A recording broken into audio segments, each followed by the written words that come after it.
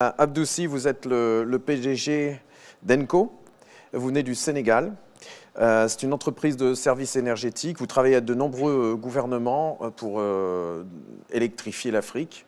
Je ne sais pas si c'est votre grand dessein. Parlez-nous des obstacles à la transition énergétique en Afrique. Merci de m'avoir invité.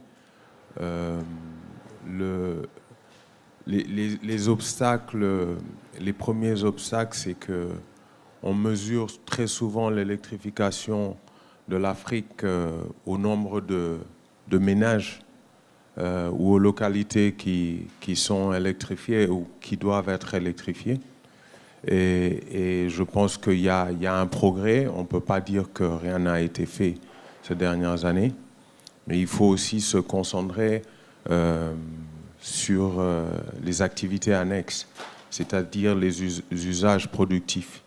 Et je pense que c'est ça qui va pousser à développer des activités génératrices de revenus et permettre justement à ces ménages de pouvoir s'acquitter de leurs devoirs, parce que même si l'électricité doit être à bas prix, elle ne peut pas être complètement gratuite. Donc, il y a un effort qui est en train d'être fait.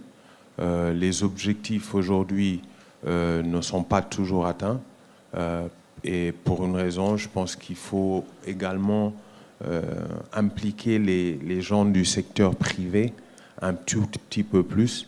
Tout à l'heure, dans le premier panel, j'ai entendu un échange qui était intéressant, à savoir que Daniel de la Banque africaine de développement a parlé des nombreuses promesses qui ne sont pas toujours remplies. Je pense que parfois, quand on parle des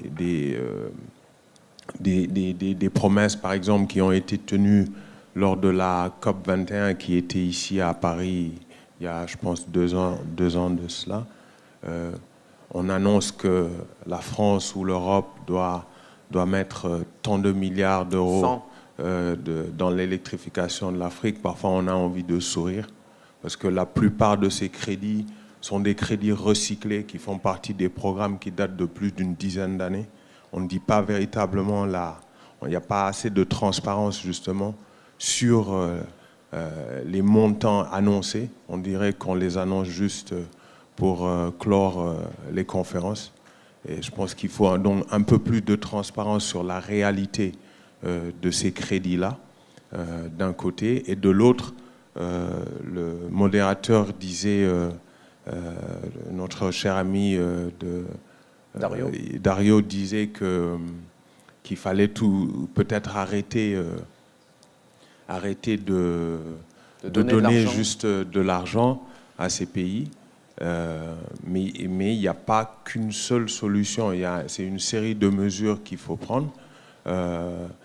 Et il y a eu un sommet Union africaine, Union européenne qui a été organisé il y a une semaine à Abidjan, où beaucoup de chefs d'État de l'Europe et de l'Union africaine étaient réunis.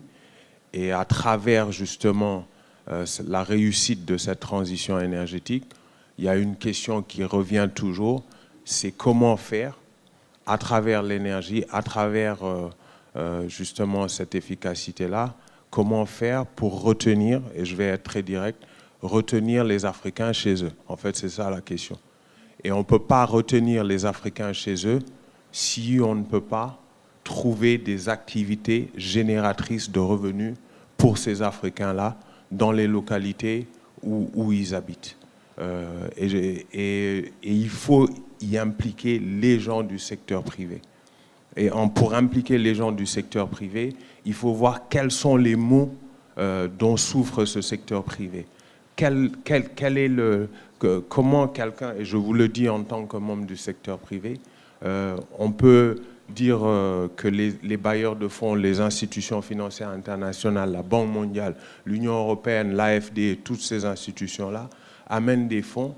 Les gens ne se rendent même pas compte du temps et des procédures de passation, des réglementations pour justement pouvoir débourser tous ces financements-là, qui prend énormément de temps. En plus, il n'y a pas de mesure d'accompagnement pour les gens du secteur privé.